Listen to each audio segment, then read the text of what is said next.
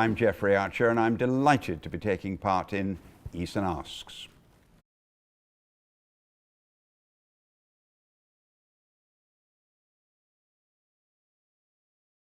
Well, it's quite hard to talk about one book in a series, because if you're writing 7 books over a period of nearly 100 years, from 1920 right through to the present day, and you pick one out in isolation, it's quite hard.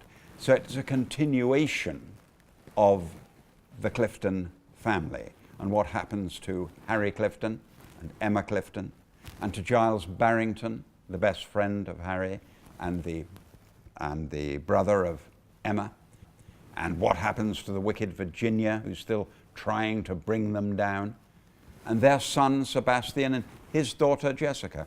So the family goes on and comes up against some very big problems which they have to face.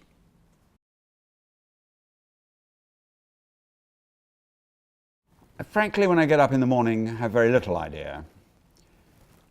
Perhaps might know 2 or 3 paragraphs and then just see where it goes. It takes me, it takes over.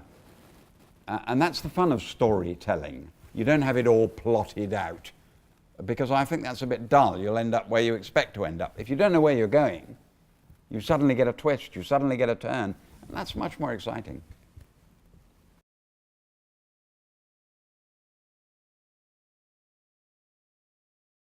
Well, if as in the new book, you have Emma Clifton, who is finishing her life as the chairman of a great hospital, and Margaret Thatcher spots her and wants to bring her into the limelight herself, wants to use that expertise she's learnt at the hospital, you've got to get Margaret Thatcher right.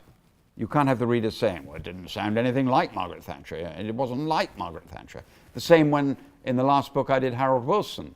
It's been very nice that people said they thought I'd captured Harold Wilson. So when you get someone the public know, you've got to have it spot on, because otherwise it'll just feel wrong.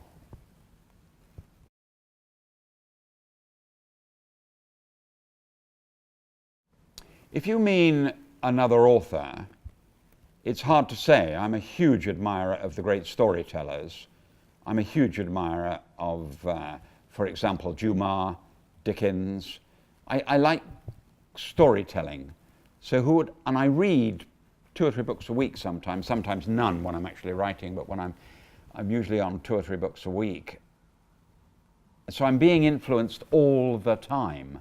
I'm watching all the time. And I wouldn't pick one particular person who influences me in that way.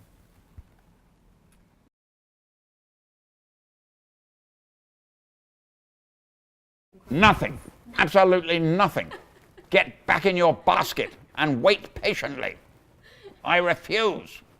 Get number 6. Cometh the hour, and wait to see what happens to them all.